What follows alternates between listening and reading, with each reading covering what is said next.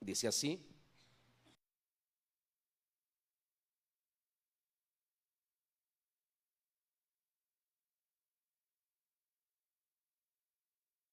extremo el salmista. Este salmista es Asaf, no es el rey David. El Señor había permitido que este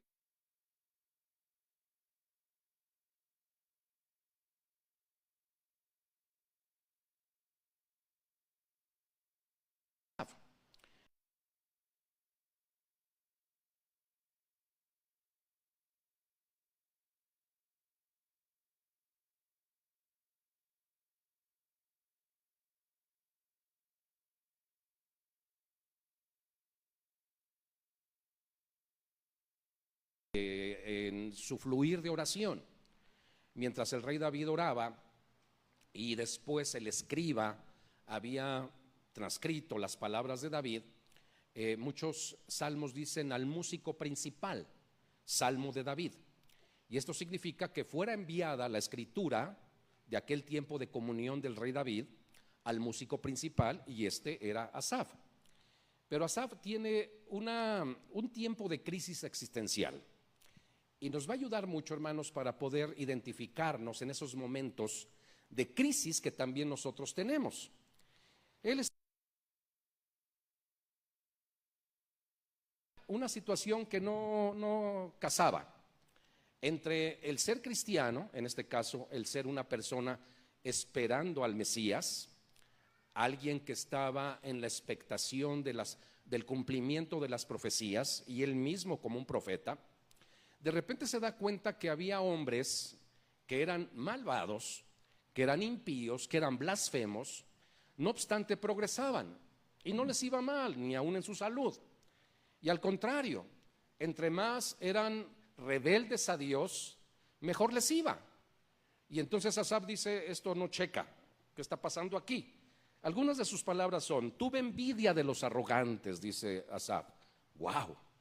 Mire, hay algo interesante en la escritura. A mí me encanta que en toda la palabra no encontremos el esconder cosas débiles y aún pecados graves de los hombres de Dios, que más adelante los encontramos a muchos de ellos en Hebreos 11, descritos como los hombres de la fe, y algunas Biblias dicen los héroes de la fe.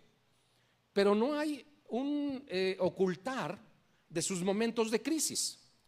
Y aquí encontramos a Asaf reconociendo su condición y revelando lo que en lo más profundo de su corazón había, que tenía envidia de los arrogantes, y dice: viendo la prosperidad de los impíos. Wow, para Asaf le hubiera venido bien un mensaje de la prosperidad de nuestros tiempos, porque aquí está viendo que los impíos prosperaban y él no.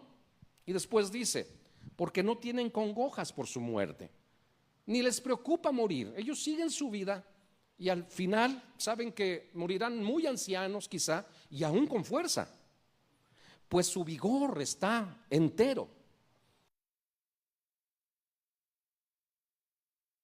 Los ve en un estado elevado.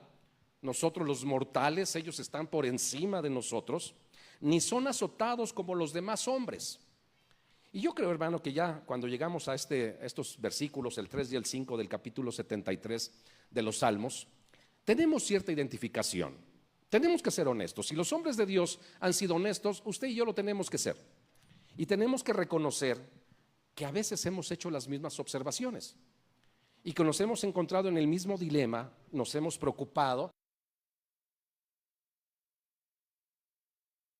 porque la fórmula haz bien y te irá bien, y si te portas mal te irá mal, no está funcionando. ¿Por qué?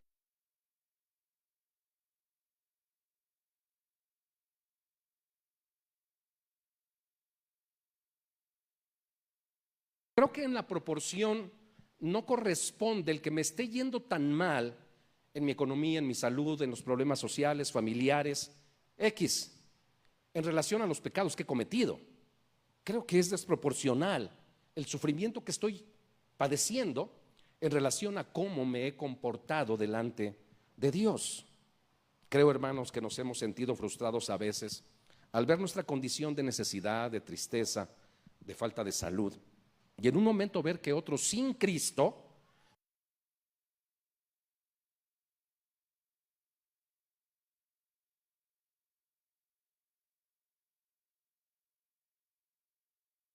llamó arrogantes, pero dice ese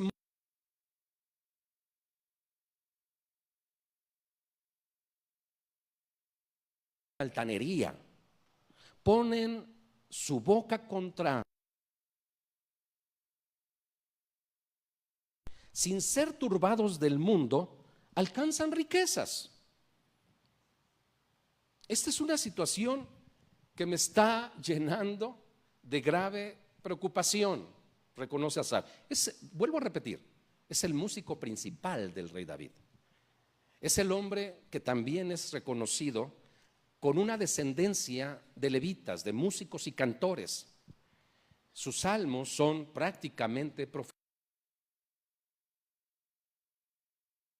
La melodía a los escritos de David es maravilloso.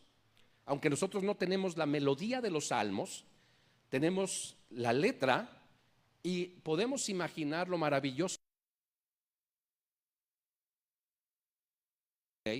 de aquellas prosas que el rey David había compuesto. Y entonces llega un momento ya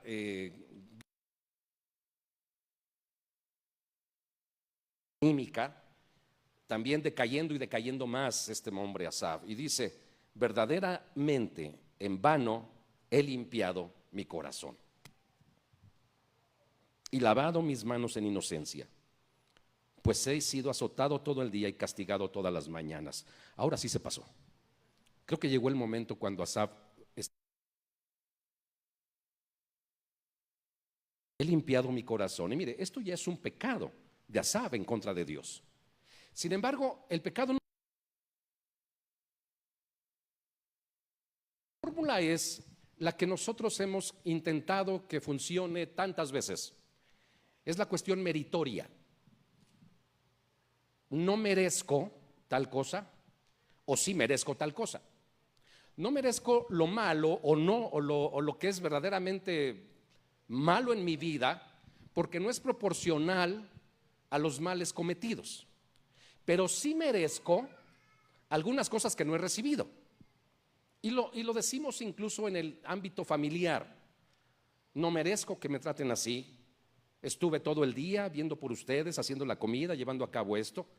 No merezco que llegue cansado del trabajo y que aún encuentre desorden, quejas, necesidades, necesitamos.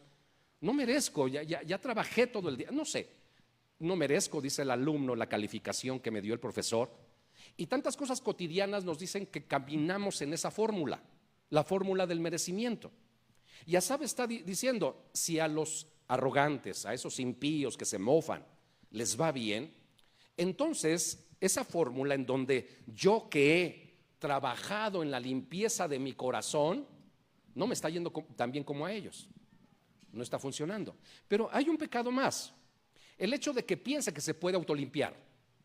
En vano he limpiado mi corazón y lavado mis manos en inocencia. Estaba confiando en sí mismo Asaf. Creo que Asaf ha excedido los límites, hermanos. Ahora, el Salmo quiere repasar el escrito de esta reflexión. Vaya a la lectura completa del Salmo 73 y vea cómo a partir del verso 17 hay un cambio radical. Su santuario de Dios comprendí. Wow. Luz vino a vivir. Luz que estaba ahí.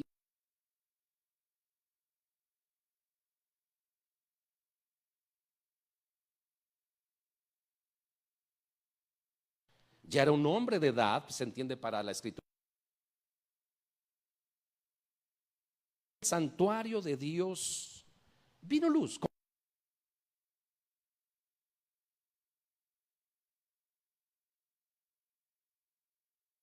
Hubiese caído en un momento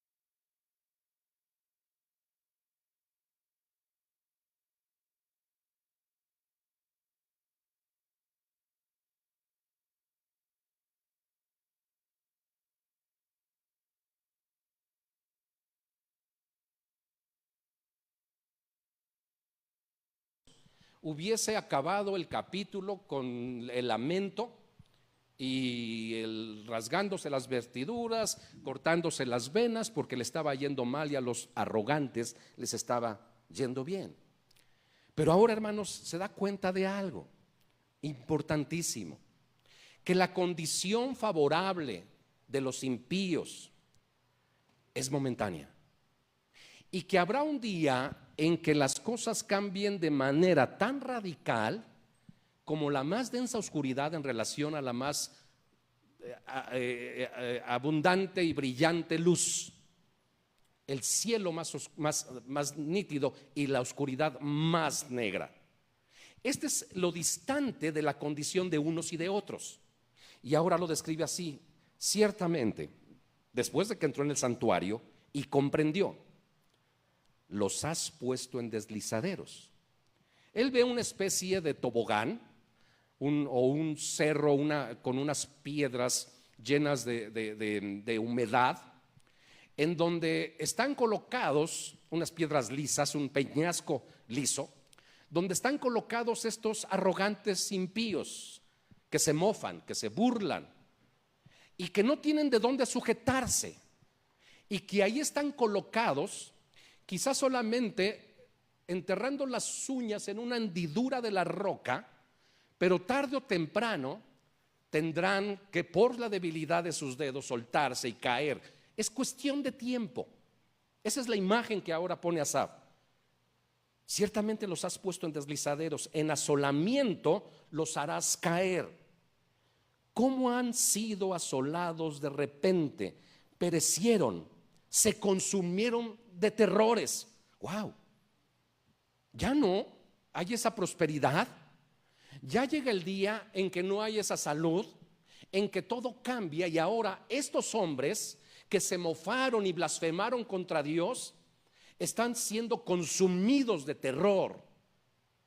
Y algo importantísimo, no por un momento, sino por toda la eternidad.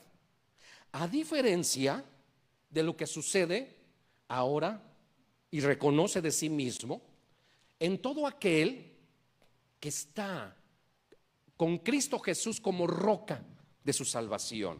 Después de que Asaf, hermanos, reconoce que su análisis fue insensato, él mismo dice en el verso 22 que era torpe, y él mismo dice de sí mismo que era como una bestia. Mi análisis era totalmente insensato. Yo era torpe en gran manera cuando hacía esta observación, y mi torpeza me lleva a compararme incluso con una bestia que no entiende. Esa era mi necedad. Pero ahora, por la fe, Dios me hizo ver que jamás me soltó de su mano, dice en ese verso. Él nunca me soltó. Yo estaba ahí con mis deducciones y mi rebelión, pero Él siempre me sostuvo de la mano. Él es fiel, yo no. Yo fui incluso blasfemo, en vano he limpiado mi corazón.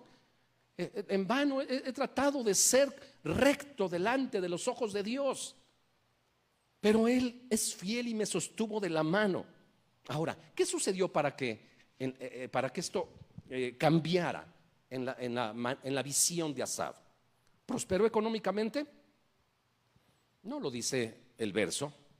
Sus enfermedades se sumaron, y entonces dijo: ya pude ver y ahora puedo entender y ya no me duele nada. No lo dice el verso. Le fue mejor y ya no, ahora lo envidiaban a él. Tampoco dice eso.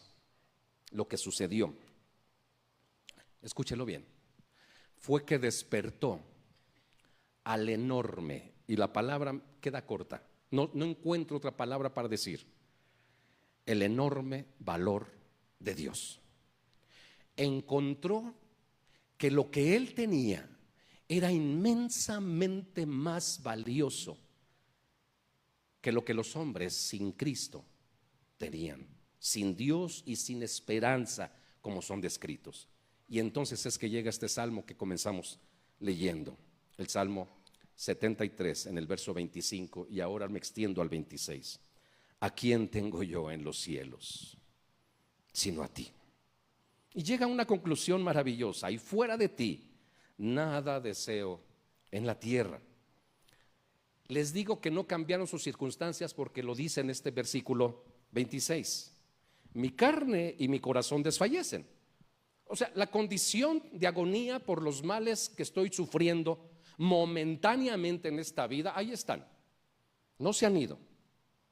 Mas la roca de mi corazón, escuche esto, y mi porción es Dios para siempre. Mi porción es Dios. Mire, hay un sentido en que nosotros pertenecemos a Dios, pero que también Dios nos pertenece. No estoy hablando de que seamos dueños de Dios. Estoy hablando, hermanos, de que no tenemos Dios fuera de Él. De que mi Dios, en el sentido de que no tengo otro Dios, es mío, es de mi pertenencia, es en ese sentido. Aunque nosotros sí somos pertenencia de Dios, porque fuimos redimidos, es decir, comprados por precio, y ahora no nos pertenecemos a nosotros mismos, sino somos de Él. Hay un sentido en que Dios es nuestro, el que acabo de explicar, y por eso Él puede decir, mas la roca de mi corazón y mi porción es Dios. Y ahora dice el tiempo de ello, para siempre. Lo que estos impíos tienen como bienes es tan pequeño en el tiempo de la eternidad, tan fugaz, que no vale la pena.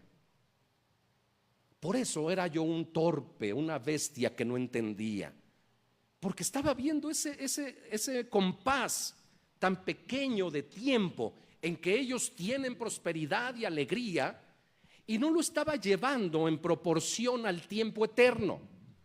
Y en esa proporción me doy cuenta que mi análisis era totalmente absurdo. No correspondía a lo que yo estaba pensando. Pero ¿qué es lo que tengo? Mi carne y mi corazón desfallecen.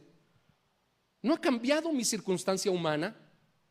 Sin embargo, el valor de Dios es infinitamente más alto, más sublime, más grandioso que todo lo que yo pudiera tener en este tiempo. ¿A quién tengo yo en los cielos?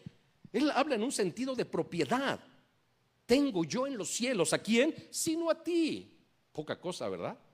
Tengo a Dios mismo. ¿En dónde? Nada más y nada menos que en los cielos. Eso obviamente no implica que Dios no esté con nosotros. Él lo llena todo. Sin embargo, el estado superior de Dios, el excelso trono de nuestro Dios, nos dice cuánta autoridad, cuánto poder, cuánto dominio, cuánta facultad, cuánto todo. Dios es todo. Y ni más ni menos yo lo tengo en los cielos.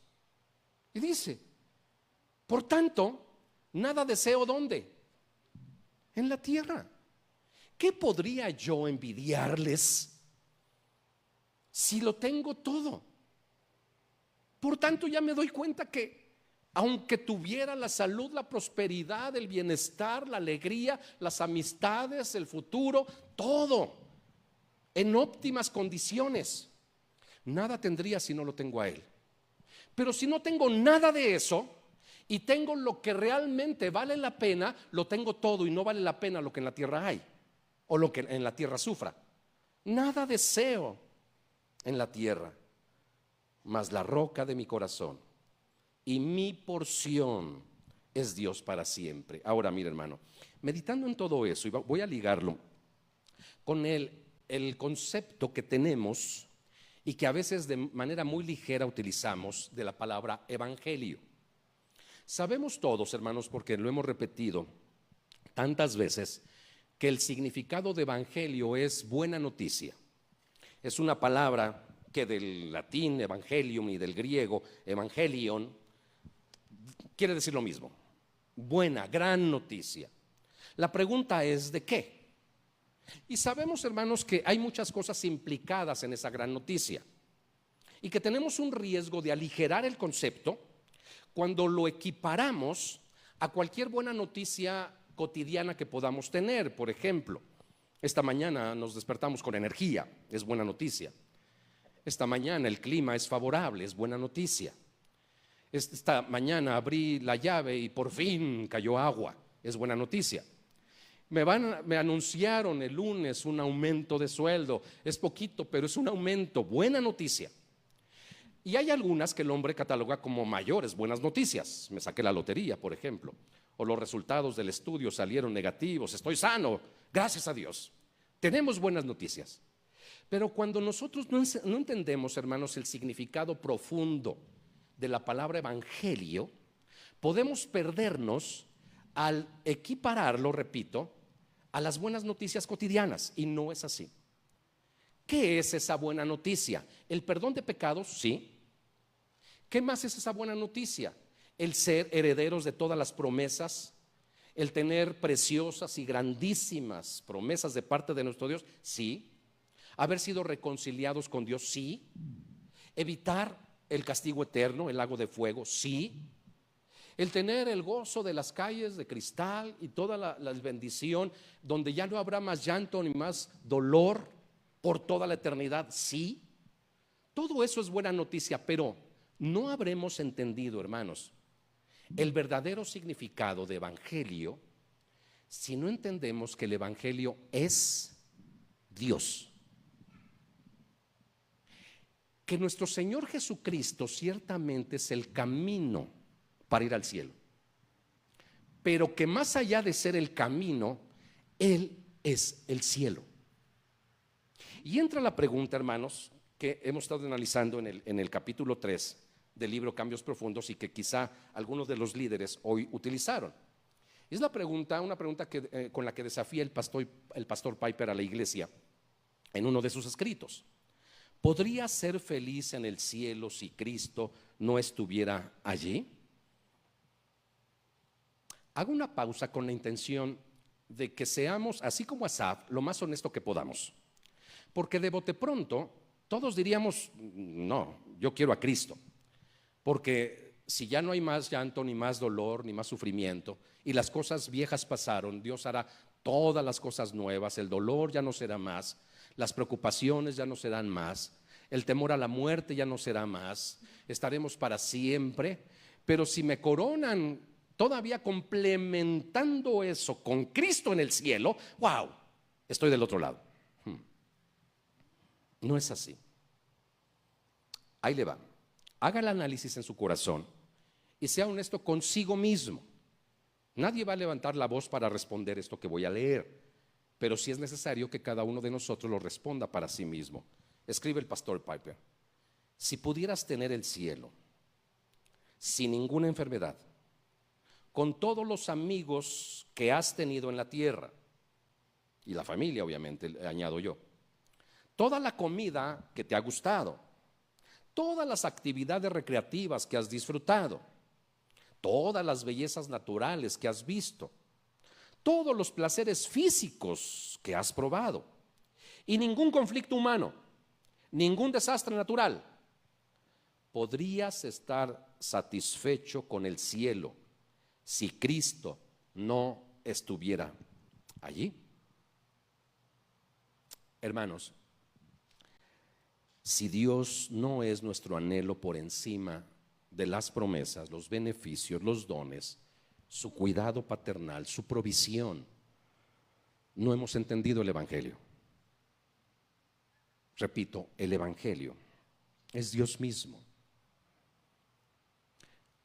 El verdadero creyente no anhela el cielo en sí mismo, sino la razón del cielo, que es Dios mismo.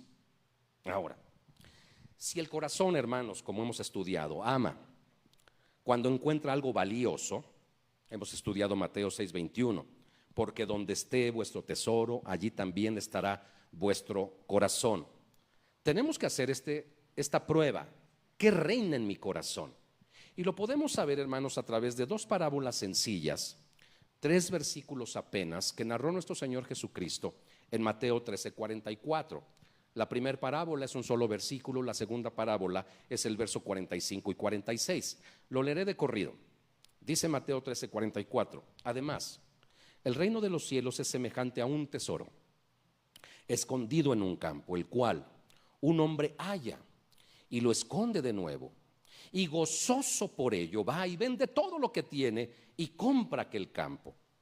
Verso 45, otra parábola: También el reino de los cielos es semejante a un mercader que busca buenas perlas, que habiendo hallado una perla preciosa, fue y vendió todo lo que tenía y la compró. Ahora, para comprender mejor, hermanos, lo que nuestro Señor explica en estas parábolas, debemos remontarnos un poquito al sistema financiero antiguo. Algunos creen que no había bancos en aquella época, sin embargo, sí había bancos. Era otro tipo de bancos. Nuestro Señor en otra parábola, aquella de los talentos, mencionó el banco. ¿Se acuerdan en esos que les dieron 5 talentos, 2 talentos y 1 talento? Y el último que dijo, tenía temor y como sabía que eres un hombre duro, fui y escondí, enterré el tesoro, porque sabía que me ibas a pedir cuentas cuando regresaras y cuando ya regresaste, ahora estoy listo. Ten tu talento, está intacto, no lo perdí. Este se sintió bien. Pero nuestro Señor Jesucristo menciona que debió haber llevado ese talento al banco y así hubiese obtenido al menos los intereses del talento que hubiese depositado en el banco. ¿Cuál era el tipo de banco? Porque quizás usted esté pensando, había cajeros automáticos. ¿Dónde tendría la cuenta Judas? ¿En Banamex de aquel entonces? Nuestro Señor se refirió a esta parábola, hermanos, mencionando la palabra banco, que es del griego trápeza. Y esta palabra significa mesa, taburete o banco, banco de madera. Los que llevaban a cabo la actividad financiera en aquel entonces eran los mercaderes. Y los mercaderes estaban públicamente haciendo cambio. ¿Recuerda cuando Jesús vuelca las mesas de los cambistas que estaban haciendo negocio en el templo? Pues era esto el banco de su momento. Personas que obtenían y le guardaban el recurso a otras personas a cambio de que por un tiempo determinado les entregarían su dinero más los intereses de ese dinero que habían guardado. Obviamente no eran confiables. Era una mesa en una esquina, era una mesa de un hombre que tenía cierta reputación de que daba buenos intereses, pero poder confiar en él. Si en los bancos actualmente llegamos a desconfiar, imagínense si confío en un mercader que es aparte nómada, que va de ciudad en ciudad y de repente ya no regresó y se llevó mi dinero. ¿A qué era obligada la gente? A enterrar su dinero. Otra razón por la que la gente enterraba su dinero era porque había muchas invasiones. Y a la amenaza, por ejemplo, supongamos de una aldea, a la amenaza de que viene un ejército enemigo, la gente apresuradamente enterraba el dinero, o ya lo tenía previsto, ya estaba enterrado su recurso, su tesoro, y huían, dejaban la aldea sola. Sabían que cuando el ejército enemigo se fuera, podían regresar para desenterrar su dinero y conservarlo. Sin embargo, también existía el caso donde eran alcanzados y muertos, y ese tesoro se quedaba ahí. Como también el hecho de que huyeran tan lejos o que se prolongara el tiempo de su vida y murieran, de modo tal que nadie sabía dónde había enterrado su dinero y ahí permanecía el dinero. Y había dinero por todos lados. Entonces, toda persona con algo preciado lo sepultaba y ahí lo dejaba, fuera mucho, fuera poco, era preciado para la persona que lo sepultaba. Y ahí entonces encontramos que toma sentido lo que la parábola del Señor está diciendo. Hay un hombre en el que conocemos al menos o asumimos al menos 3 cosas. El primero de ellos, el que por casualidad encuentra un tesoro, que fue precisamente de manera fortuita que se encontró con él, no lo estaba buscando. 2, que no era dueño del terreno, pero que tampoco el dueño del terreno sabía que había un tesoro en su terreno. Aquí entra una cuestión ética, vamos a llamarle así, una cuestión donde uno dice, a ver, ¿por qué Jesús estaría enseñando acerca de un hombre? ¿Habrá sido honesto en descubrir de manera sorpresiva un tesoro? ¿Qué estaba haciendo este hombre? Ahorita comentamos la posibilidad. Pero lo descubrió y no era más moralmente correcto, que haya ido con el dueño del terreno y le haya informado que en su terreno, porque el dueño del terreno también era poseedor de todo lo que había en el terreno, lo compró con todo lo que hubiera ahí. Sin embargo, también hay otra posibilidad, que este hombre que encontró el terreno se lo haya llevado y no haya comprado el terreno. Este hombre comprendió algo, que era tan valioso lo que había, que tenía que adquirir la posesión, la tierra. Y ahora sí, lo que estaba ahí, que el dueño del terreno no sabía que estaba ahí, si no, no hubiera vendido el terreno, o cuando lo hubiera vendido le hubiera dicho, espérame, firmamos la escritura unos días después porque tengo que recoger lo que tengo enterrado aquí y allá. Obviamente no sucedió así, porque el hombre adquirió el terreno con todo lo que había ahí. Y ponga usted que el dueño del terreno hubiera muerto sin saber lo que había en su terreno. Finalmente, ni de uno ni de otro. El tesoro hubiese permanecido ahí por mucho tiempo.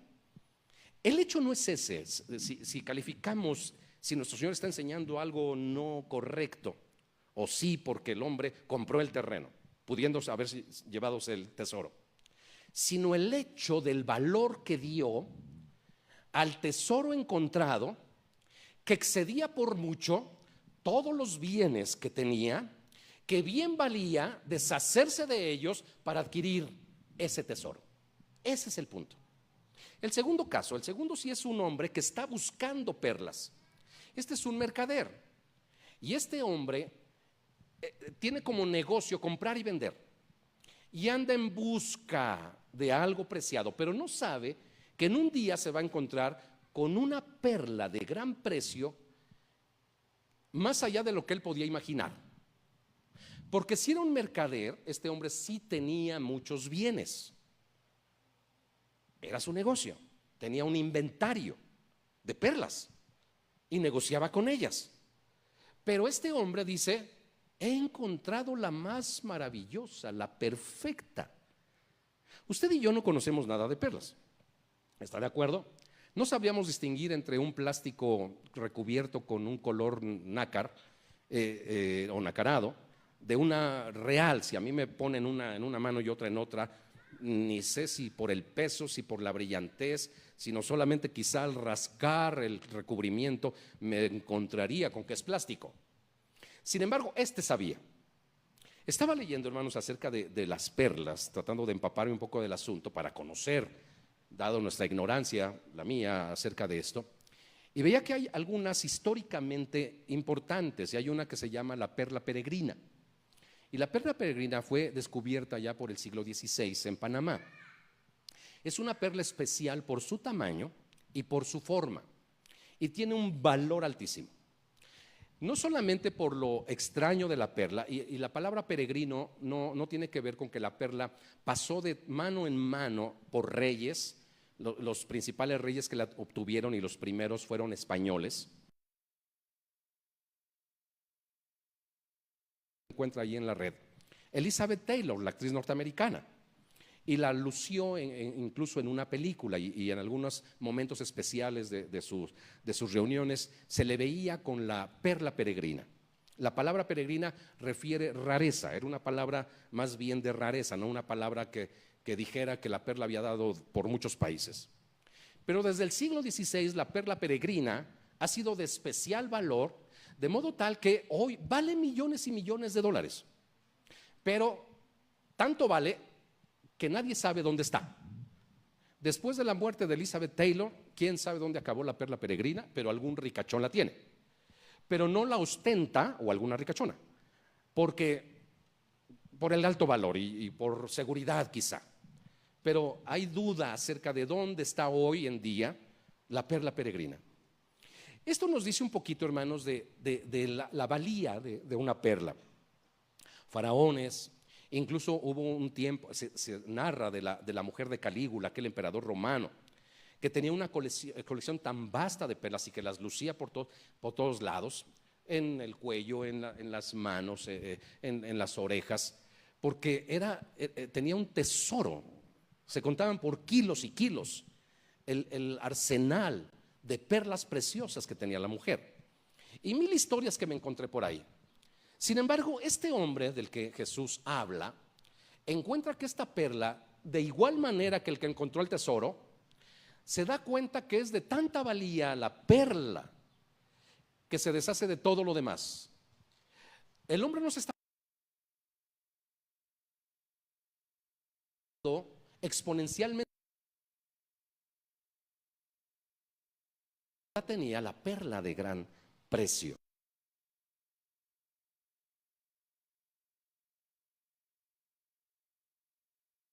Que el hombre volvió a hacer su ronchita para volver a hacer su negocio de perlas, pero la perla de gran precio se quedó en su posesión. No lo sé, ahí es un brevario cultural de parte mía. Ahora, vamos a la aplicación, hermanos, en tres aspectos que nos enseñan las parábolas.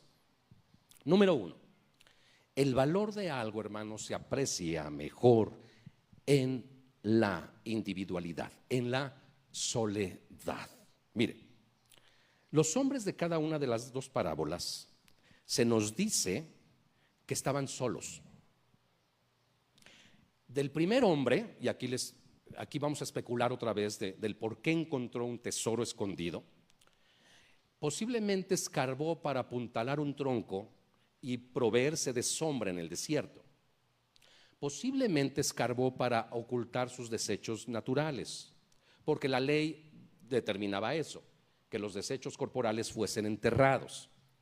La razón en que haciendo un hoyo en la tierra se encuentra fortuitamente con un tesoro muy valioso, muy, muy valioso. Ahora, el segundo hombre sí está en la búsqueda de algo, pero también está solo. Dese cuenta, hermanos, que la entrada al reino de los cielos es de manera particular, individual, en la soledad, como lo es nuestra comunión con Dios. Y solamente, escuche, cuando nosotros entramos en esa intimidad personal con Dios, es que encontramos el más alto valor de Él. Cierto es que aquí vemos varios, pero estamos recibiendo la palabra de manera distinta. Estamos escuchando con diferentes niveles de audición en el corazón. Estamos apreciando en diferente nivel. ¿Por qué? Porque Dios está obrando particularmente con cada uno de nosotros. Nacemos solos, aunque haya un médico y nuestra mamá, obviamente. La experiencia de ver la luz es individual, pero moriremos también solos. Aunque muchas personas acompañen nuestro féretro, la experiencia de la muerte será particular, será individual. De la misma forma, toda la vida, desde el nacimiento hasta la muerte, lo mejor y más valioso de ella tiene que ver con la individualidad. Cierto es el matrimonio y la manera en que Dios nos hace habitar en familia y todo lo que conocemos y la vida congregacional. Cierto es todo ello, pero nada tiene comparación con tener una relación personal con Dios. El Evangelio demanda que entremos a Él de manera individual. No tiene que ver nuestra relación entre hermanos, nuestra relación padres e hijos, la herencia padres e hijos, sino una relación particular de cada uno de nosotros con Dios. Porque solamente ahí, hermanos, es donde es notorio en mayor medida la grandeza de la valía de Dios. Ahí es donde Dios obra en nuestras vidas de manera particular la revelación de su gracia, de su poder, de su amor, de su bondad, de su perdón, de su promesa, de la persona de Cristo. Fíjense cómo lo relata el rey David en Salmo 63:1. Estoy hablando de la intimidad de David con Dios. Dios, Dios mío, eres tú. De madrugada te buscaré. Mi alma tiene sed de ti. Mi carne te anhela. En tierra seca y árida donde no hay aguas. Ahí en esa tierra seca yo necesito agua. Yo necesito beber el agua viva para ver tu poder y tu gloria, así como te he mirado en el santuario. David sabía que se tenía que apartar del pueblo, así tuviera tantos compromisos, una agenda apretada, muchas cosas que juzgar, muchas guerras que ganar, él dice de madrugada, ahí en la soledad donde todo mundo duerme, o quizá muchos estén como yo en la búsqueda del rostro de Dios, yo he encontrado el gran tesoro. La gran valía de Dios la he encontrado ahí de madrugada. Nuestro Señor Jesucristo nos da ejemplo. En Marcos 1:35 se relata de Jesús levantándose muy de mañana, siendo aún muy oscuro, salió y se fue a un lugar desierto y allí oraba.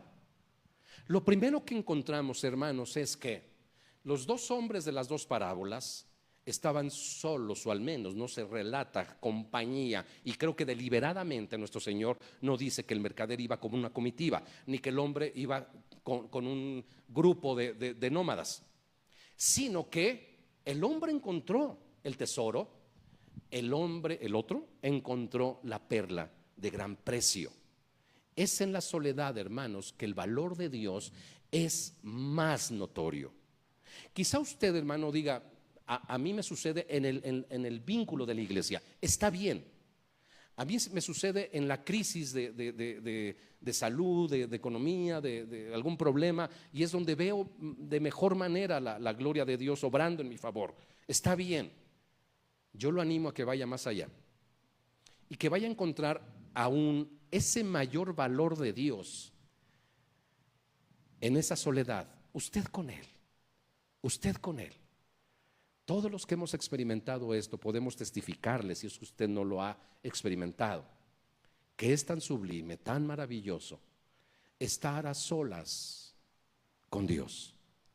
Y lo maravilloso que es estar aún cuando el sol no ha salido, aún cuando los demás duermen, estar aún de madrugada en comunión con el Altísimo, porque ahí el Señor se revela de manera especial. No digo que de otras maneras no, estoy diciendo que de una manera especial, porque tú entrarás al cielo también de manera individual.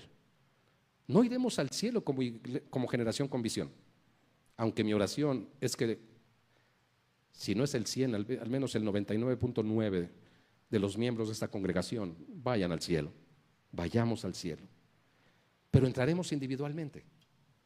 ¿No dice el Salmo 23 precisamente por la soledad de la muerte, que aunque andemos en valle de sombra y de muerte no debemos temer mal alguno? ¿Por qué habríamos de temer? Pues porque estaremos solos. En el momento de la muerte nadie nos podrá acompañar, pero nos dice el Salmo, no temeré mal alguno porque tú estarás conmigo. ¡Wow! ¡Qué gran esperanza! Aspecto número 2 acerca de cómo descubrimos el valor de algo. El valor de algo está determinado, hermanos, por su durabilidad. Asaf, hermanos, reconoció, mi porción es Dios, como dijo, para siempre. Mire, aún las cosas materiales tienen mayor valor en relación a su durabilidad. El oro, por ejemplo. El oro es muy cotizado, tiene un alto valor, precisamente porque puede pasar tiempos que esté en la humedad, que esté en condiciones adversas, que esté en la intemperie, sea lo que sea. El oro, cuando se pasa por fuego, sigue siendo oro y se depura de los contaminantes que lo pueden cubrir. Por eso es valioso, porque tiene durabilidad. Y muchas otras cosas, incluso los afectos, y sobre todo los afectos. ¿Cómo catalogamos un amor grande? No es aquel que permanece amando a la persona amada, valga la redundancia, por largo tiempo. Sus hijos pueden salir de casa y usted los seguirá amando. Sus hijos pueden vivir en otra ciudad y usted los seguirá amando. El amor más sincero que tenemos es el de padres a hijos, pero el amor de matrimonio es también de igual manera especial. Y en este amor, cuando decimos te amaré por siempre, estamos hablando de que la prolongación de mi amor, la permanencia de este, dará cuenta de su valía. Un amor que se limita a un periodo carece de valía, pero un amor que se prolonga, y qué maravilloso es ver ancianos que están unidos con amor, en su vejez un matrimonio porque han permanecido 50, 55, 60 años en amor. Este es el verdadero valor. ¿Por qué? Porque la duración hace crecer su valor. Ahora, ¿qué nos dice la Biblia de Dios? Pues nada más y nada menos que uno de sus nombres es eterno. Salmo 135:13. Oh Jehová, eterno es tu nombre, tu memoria, oh Jehová, de generación en generación. ¿Cómo no sería valioso Dios si la eternidad determina la grandeza de su valor? ¿Cómo no podría ser altísimo el valor de nuestro Dios si su justicia es eterna? Dice el Salmo 111:3, gloria y hermosura es su obra y su justicia permanece para siempre. Fíjese en esto, hermanos, tan importante.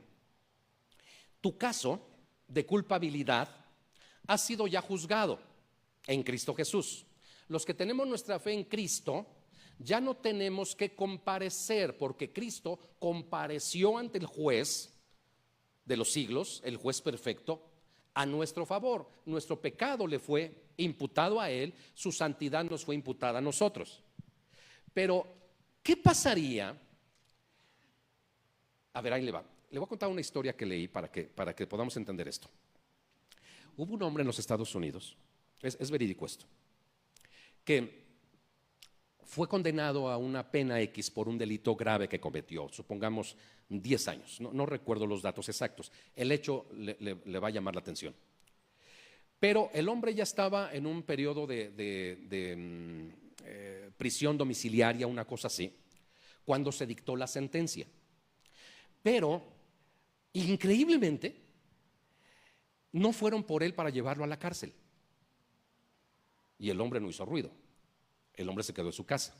Dijo, vendrán. Le llegó la notificación del veredicto. Y dijo, pues sí, van a venir cualquier día por mí. 1 año, 2 años, 3 años, 10 años. Y no lo fueron a arrestar. Cuando se cumplió el tiempo que debía ser liberado, se sacó el expediente. Y se dieron cuenta que el hombre jamás había sido arrestado. De modo tal que ahora sí fueron a su casa. Joven, bueno, ya no era tan joven. Perdón. Este fue al revés. Ya ve que hay muchos que están en la cárcel sin tener que estar en la cárcel y después dicen perdón. Este fue al revés. Este tenía que estar en la cárcel y por alguna cuestión administrativa no fueron por él. Cuando van por él, lo meten a la cárcel. Este ejemplo nos ayuda a entender esto. ¿Qué tal si tu caso revive? ¿Qué tal si una vez que has sido declarado justo, el acusador de tu alma, tus pecados reincidentes sacan a la luz el que no debes estar libre, sino que te puedes todavía perder por la eternidad? ¿Se da cuenta cuánto sentido toma que la justicia de Dios permanezca para siempre? No solamente en este tiempo en donde tenemos esa gran duda acerca de si la salvación se pierde, sino por la eternidad. ¿Qué tal si mi caso también se traspapeló en el cielo y de repente sale mi expediente con una lista interminable de males? Y sale a la luz porque el enemigo de nuestras almas, el fiscal que nos acusa, va delante de Dios y le dice: Dios, aquí hay uno que no debe estar aquí. Y se revive tu caso y entonces Dios dice: sí, a ver, Gabriel, ¿quién traspapeló este expediente? ¿Se imagina que sucediera algo así? Hermano, el hecho de que la Biblia nos hable de la permanencia de lo que tenemos en Dios nos hace notar el gran valor que tenemos en tenerlo a Él en el cielo. ¿A quién tengo yo en el cielo sino a ti, oh Dios? Tu caso no va a revivir, ni ahorita ni mañana, ni por la eternidad, porque su justicia permanece para siempre. Tu fe en Cristo Jesús es permanente porque Él es poderoso para sostenerla. aún contra ti mismo. Ni lo alto, ni lo bajo, ni lo ancho, ni lo profundo, ni ninguna cosa creada, es decir, tú mismo, podrá separarnos del amor de Dios que es en Cristo Jesús. Bueno, ¿seré yo amable? Es decir, ¿tendré las características de ser amado por Dios? No, no las tienes, ni yo. Dios ama a su Hijo. Y de tal manera ama a su Hijo que te ama a ti, porque tú estás en su Hijo, no estás separado de Él. Así que confía en que su amor es permanente, es sublime, es eterno. Su amor no puede variar. Con amor eterno, dice la Escritura, me has amado. Por tanto, Dios ha prolongado sus misericordias. Por tanto, el hecho de que nosotros veamos que el valor del tesoro, el valor de la perla, tiene precisamente su gran valía en función de su durabilidad, entendemos cuánto vale Dios. ¿Qué tan alto es el valor de nuestro Señor Jesucristo? Ahí le va otra por si todavía no está muy convencido de lo que estoy hablando. Hebreos 7:22. Por tanto, Jesús es hecho fiador de un nuevo pacto. Y los otros sacerdotes, los de la antigüedad israelita, llegaron a ser muchos, debido a que por la muerte no podían continuar. Un sacerdote, otro sacerdote, otro sacerdote, un cordero, otro cordero, otro cordero, y así se iba. Verso 24. Mas Cristo Jesús, por cuanto permanece para siempre, tiene un sacerdocio inmutable. El sacerdocio de Cristo Jesús, es decir, su defensa de ti delante del Padre, es permanente. ¿Se da cuenta por qué el acta de decretos que había en contra nuestra fue destruida en la cruz del Calvario? Se fue clavada juntamente con Cristo, de modo que los que están en Cristo no tiene más. Dios le dijo a Satanás: mira tu papelito, mi hijo ha pagado el precio.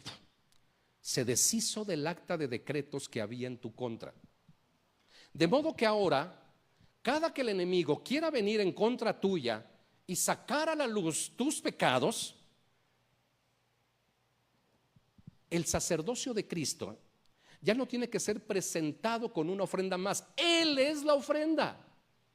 Solamente el Padre, cuando el acusador viene, como con Job, voltea y ve al Hijo a la diestra, a su derecha, que da cuenta del precio pagado, porque su sacerdocio es inmutable, permanece para siempre. Hermano, el valor de nuestro Dios no tiene manera de ser medido humanamente. Es incalculable. El apóstol Pedro lo describe así, hermanos, en su primera carta: bendito el Dios y Padre de nuestro Señor Jesucristo, que con su gran misericordia nos hizo renacer para una esperanza viva por la resurrección de Jesucristo de los muertos. Escuchen, para una herencia incorruptible, incontaminada e inmarcesible, reservada en los cielos para vosotros. Ahora, ¿cómo entendemos estos conceptos, hermanos? Incorruptible, incontaminada, inmarcesible. Y entendamos herencia, hermanos, como Dios mismo. Él es nuestra porción, Él es nuestra herencia. Ahora, ¿cómo lo entendemos? A partir de una premisa: no puede. Si anteponemos a cada uno de estos conceptos las dos palabras no puede, tenemos que leerlo así: no puede corromperse, no puede contaminarse, no puede marchitarse. Es, en otras palabras, duradera. El apóstol Pedro está buscando enfatizar la valía de nuestra herencia, que es Dios, nuestra porción. Y él dice, ¿cómo les digo? 3 palabras. A diferencia de los impíos arrogantes, a los cuales les tuvo envidia Asaf, el apóstol Pedro viene y dice: estos, estoy obviamente parafraseando, estos tienen o son corruptibles y son corruptos. Esto tiene todas las señales, obviamente, podridas que podrían tener. Estos arrogantes y blasfemos gozan de ese bien con el que despojaron a otras personas, con el que abusaron del trabajo de otras personas, con la que sangre derramada produjo el bien económico que ahora tienen, es decir, su bien económico está contaminado. Y lo más importante, estos se marchitan con el tiempo. El hombre como la hierba son sus días. Florece como la flor del campo que pasó el viento por ella y pereció, y su lugar no la conoce más. Asaf se dio cuenta de eso. Estos hombres finalmente sí tendrán un momento de florecimiento, tendrán un momento de gloria, de admiración y de aplausos de los que los rodean, de confianza momentánea por muchos años. ¿Cuántos? 80 no es nada. 90 sigue siendo nada en relación a la eternidad. Pero además, hermanos, dice Primera de Pedro 2:24, porque toda carne es como hierba, tú y yo, ni más ni menos, como hierba. Y toda gloria, ¿de qué gloria te enorgulleces en tu vida? ¿Cuál es tu gloria humana, carnal, vamos a llamarle? Y toda gloria del hombre como flor de la hierba. La hierba se seca y la flor se cae. Así somos tú y yo, humanamente. La hierba se seca. ¿Tiene usted dudas al respecto? Tenemos la experiencia de ello. Lo vemos todo el tiempo. Y la flor se cae. Mas la palabra del Señor permanece para siempre. Y esta es la palabra que por el Evangelio os ha sido anunciada. El Evangelio es Dios. Es la gran noticia que tenemos a Dios en el cielo. Termino, hermanos, el aspecto 3. El valor de algo, hermanos, está determinado por su imperceptibilidad. ¿Qué es esto? No es notorio a simple vista. Nadie había descubierto el tesoro del hombre que encontró el tesoro, ni nadie le había dado el valor a la perla del otro hombre que la compró, porque nadie se había dado cuenta del altísimo valor de lo que estaba ahí, ni ellos mismos lo esperaban. Pero en ambos casos de las parábolas, hermanos, la soberanía de Dios está activa. El primer hombre no buscaba el tesoro y lo encontró. El segundo hombre sí buscaba la perla y encontró algo más valioso de lo que esperaba encontrar. Y aquí vemos, hermanos, algo que sucede con cada uno de nosotros. Algunos de nosotros, hermanos, no buscábamos al Señor, fuimos encontrados por Él. Otros sí buscaban la verdad, sí buscaban respuestas, sí buscaban al Ser Supremo, sin saber qué tan grande y quién era Cristo Jesús, Dios obrando en Él para tu vida. Sin embargo, estabas en búsqueda de algo. Y fuiste con el chamán, y fuiste con el yoga, y fuiste con el brujo, y fuiste con la suerte, y fuiste con el horóscopo, y fuiste con la religión, y fuiste... Tocamos y tocamos puertas porque estábamos en busca de esa verdad, de esa perla. Pero hay quien ni en cuenta. Tenemos dos ejemplos en la Biblia de los discípulos que nos ayudan a entender. Felipe y Natanael. Se habla de ellos. Cuando halla Felipe a Natanael le dice: hemos hallado a aquel de quien escribió Moisés en la ley, así como los profetas, a Jesús, el hijo de José de Nazaret. ¿Qué quiere decir esto? Que tanto Felipe como Natanael estaban en la búsqueda. Ellos esperaban al Mesías y ellos indagaban, ellos preguntaban, y de repente la luz apareció y Felipe y Natanael se acercan a Jesús porque encuentran al Mesías prometido. Pero Pedro y Andrés, su hermano, ni vela. Ellos no querían, ni sabían, ni entendían, y de repente Jesús los encuentra a ellos. Estos dos ejemplos nos dejan ver, hermanos, que Dios es soberano en la salvación y que Dios a unos que buscan se hace ver, y otros que ni buscaban, de repente, como Pablo y tantos hombres en la Escritura, se encuentran con Cristo Jesús. Así habló Cristo Jesús acerca de las parábolas, para que viendo no vean y oyendo no entiendan. ¿De qué se trata? Jesús andaba predicando y de repente dice: y les hablo en parábolas para que no entiendan. Imagínense que yo vengo a exponer la palabra y lo hablo todo en clave y le pongo números a todo, porque mi intención es que usted no entienda nada de lo que estoy hablando.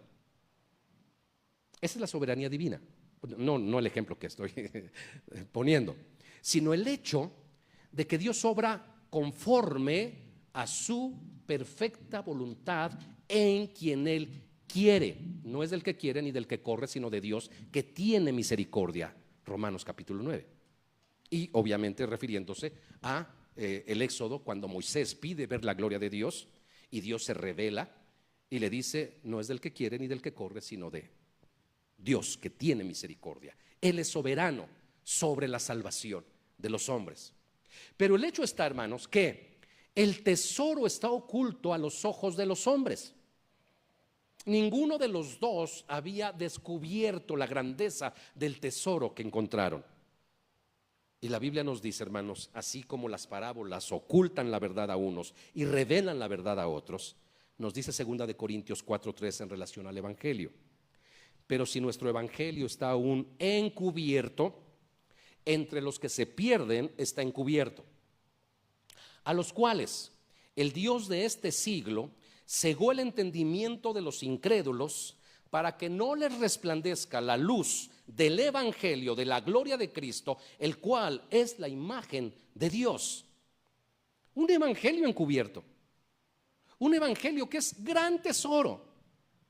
Pero el príncipe de este siglo ha cegado el entendimiento. ¿Se da cuenta usted por qué tantas personas, sabiendo que Jesús está ahí en la historia, sabiendo que Jesús es recordado en Semana Santa, por decirlo, sabiendo que es emergente cuando tengo una crisis, ayúdame, Señor, saben de Él, le conocen verdaderamente como el gran tesoro que Él es?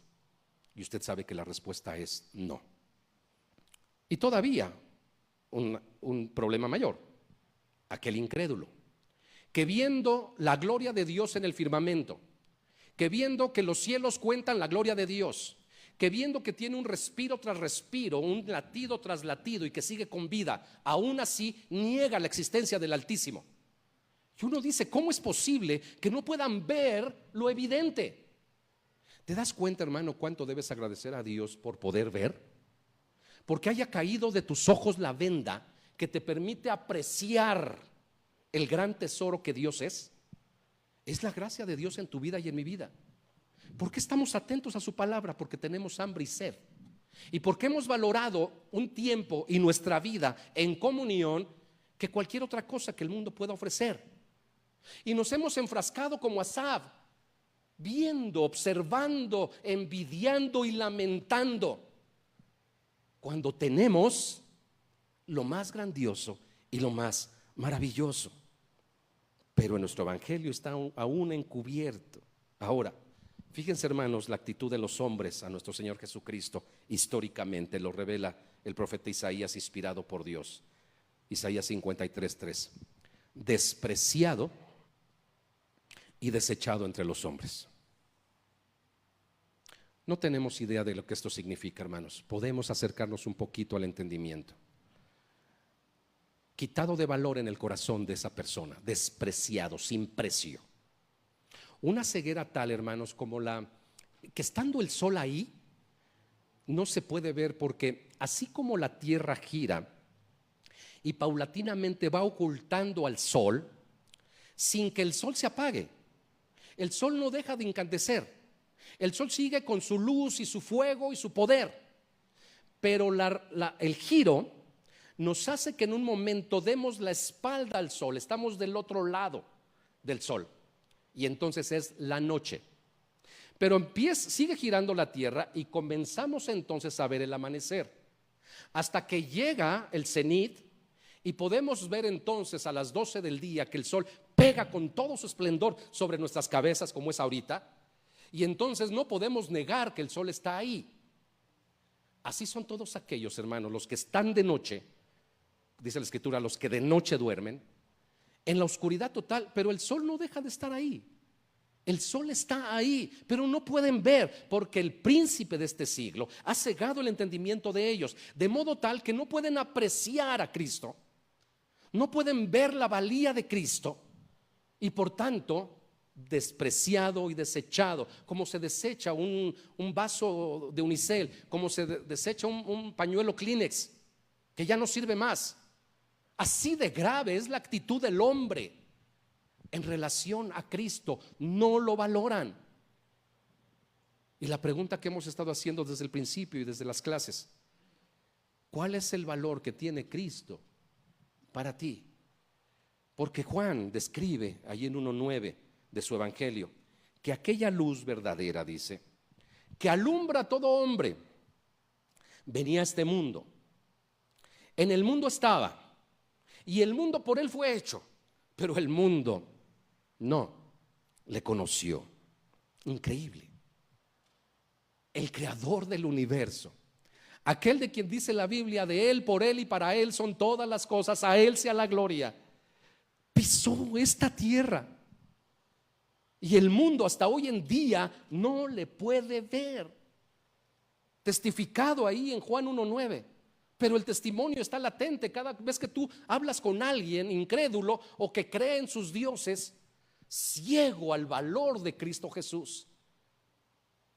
La gloria, hermano, de que tú le puedas ver es por gracia. No es para enorgullecerte, no eres mejor que otros, como Israel no fue mejor que las demás naciones. Es la gracia de Dios obrando en cada uno de nosotros para poder apreciarle en ese gran e infinito valor. Encontré algo de información, hermanos, estoy cerrando, acerca de cómo se determina el valor de una perla. Y es el lustre de la perla, es la forma de la perla, es la pureza de la perla que haya sido limpiada en su superficie, es el tamaño de la perla, es el color de la perla y es el grosor del nácar de la perla. Todo eso va aumentando el valor de una perla. Pero me llamó la atención, hermanos, estaba ahí curioseando ilustrándome sobre las perlas y encontré algo importante que me llama mucho la atención. Que hubo un tiempo en la historia, en algunas culturas, que el valor de una perla estaba determinado por la muerte de aquel que la había encontrado, o las muertes que implicaba el tener esa perla, incluso guerras. Esto hacía que el valor de una perla, porque había sido derramada sangre, y entonces la perla adquiría un altísimo valor para esas culturas.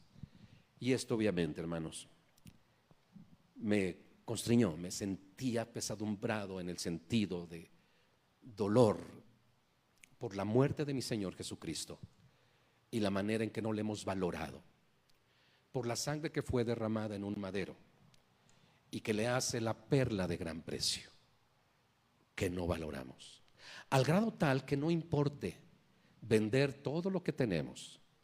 ¿Y se trata acaso, hermanos, de desposeernos de todo? No.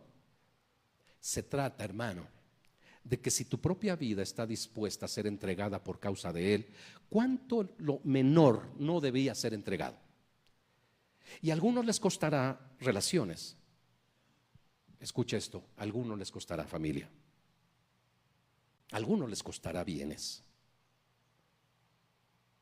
El valor que cada uno tenga que pagar. Por eso he dicho siempre, hermanos, la gracia es un don, es gratuita, pero no es barata. El alto precio, hermanos, porque tú y yo tengamos comunión con Dios, fue que Cristo Jesús murió. Y que podemos decir como el salmista Asaf: ¿a quién tengo yo en los cielos sino a ti, oh Dios? Y fuera de ti nada deseo en la tierra. Mi carne desfallece, eso no ha cambiado, pero mi corazón está en ti, mi corazón te pertenece, tú me perteneces, mi porción eres tú. Puedo decir entonces confiadamente que no tengo por qué retener alguna cosa que deba pagar, tiempo quizá.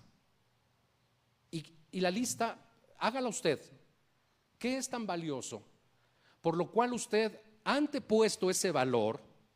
Y puede ser incluso un mismo pecado que le impide valorar a Cristo Jesús en su real e infinito valor. ¿Cuántas veces ha permanecido usted con el pensamiento de no arrepentirse de un pecado determinado y vivir de pechito, pensando en que nadando de muertito llegará? La Biblia dice que estos dos hombres vendieron todo lo que tenían. Y es necesario que tú también, de una vez y para siempre, te niegues a ese pecado al cual no has querido hasta hoy renunciar. Te va a costar, sí, se trata de eso. Pero ¿valoras más acaso tu pecado que la perla de gran precio, Cristo Jesús en una cruz? ¿Es acaso esa ansiedad que tienes por un bien y esa obsesión que tienes por una relación y ese afán que tienes por permanecer en una relación afectiva, llámese de pareja, que no corresponde a tu fe, que es yugo desigual, pero no obstante no quieres renunciar a ello? ¿No quieres vender lo que tienes? ¿Estás a gusto con ello? La palabra del Señor, hablando nuestro Señor a una de las iglesias en el Apocalipsis, dijo: le he dado tiempo para que se arrepienta y no ha querido. El tiempo se ha prolongado para ti y la misericordia de Dios se ha extendido y te ha dado tiempo para que te arrepientas. No quiere que ninguno se pierda, sino que todos procedan al arrepentimiento. Prolongarás más sin vender esa posesión que abrazas con pasión y dices: no, esto no lo puedo dejar, esto está ahí, esto lo amo. Lo amas más que al Señor. No has entendido lo que es evangelio. No has entendido que el evangelio es Él. La esencia del evangelio es que Cristo Jesús no solamente es el único camino al cielo, sino es quien hace que anhelemos el cielo. Solo es Él que hace que tenga significado. Escribe un escritor, Benjamin Moore: el cielo es el cielo por causa de quien está allí. Si Dios no estuviera allí, entonces el cielo no sería cielo. Y ahora sí podemos responder honestamente la pregunta: ¿estarías contento en el cielo si Cristo no estuviera ahí? Debemos entender, hermanos, que si hoy no le valoramos en el infinito valor que Él tiene, y solamente mencioné 3 aspectos de ese gran valor, me podría ir con 6 más, o más quizá, pero quise ser conciso en esta explicación, de modo que a través de estos 3 postulados podamos entender cuánto vale Dios, cuánto vale nuestro Señor Jesucristo, cuánto vale su Espíritu Santo, de modo tal que claro que vale la pena deshacernos de todo por obtener aquel que ama nuestra alma. Y nos podemos unir, hermanos, al apóstol Pedro, Filipenses 2:8. Téngalo para usted mismo, abrace este versículo. Y ciertamente, aún estimo todas las cosas como pérdida, por la excelencia del conocimiento de Cristo Jesús mi Señor, por amor del cual lo he perdido todo y lo tengo por basura para ganar a Cristo. Puestos de pies, hermanos, damos gracias a Dios por su santa y bendita palabra. Padre celestial, cada uno de los que estamos aquí debemos reconocer que hemos entendido una parte de tu gran valor, pero necesitamos avanzar más. Cada uno sabemos, Señor, que nos ha costado tanto trabajo renunciar a cosas y personas, y hemos tenido en mayor valor, Señor, esas relaciones y esas pertenencias que tú mismo. No queremos asociarnos, Señor, con las personas que describe Isaías 53, que despreciaron y desecharon aquel por el cual fueron hechos todas las cosas, aquel que le fue dado un nombre por sobre todo nombre, aquel delante del cual se doblará toda rodilla y toda lengua confesará que Cristo es el Señor. ¿Cómo podríamos, Señor, envidiar a los arrogantes? ¿Cómo podríamos, Señor, estar afanados con algo en este tiempo? Ciertamente, Señor, mi carne desfallece en ocasiones, el dolor en mi cuerpo, Señor, la ansiedad, Señor, por qué comeremos el día de mañana, ese problema familiar, Señor, ese problema laboral, ese problema nacional y aún mundial, Señor, se avecina, según dicen, una crisis a nivel mundial. ¿Cómo podríamos, Señor, estar temerosos si tenemos en el cielo a Dios? Oh Señor, ayúdanos a verlo, ayúdanos a apreciarlo, ayúdanos a contemplar la belleza de tu santidad y saber que tú eres el eterno, saber que tu justicia permanece para siempre y saber que el sacerdocio de mi Señor es permanente, es inmutable. y que nuestra herencia, que eres tú, es incorruptible, incontaminada, inmarcesible. ¿Qué más podríamos desear, Señor? Tú eres la perla de gran precio. Vale la pena vender todo y venir rendidos a ti y rendirte nuestra vida, Señor. No solo nuestros cánticos, no solo nuestro tiempo, nuestra propia vida, Señor, como ofrenda delante de ti. A ti la adoración, a ti la alabanza por siempre.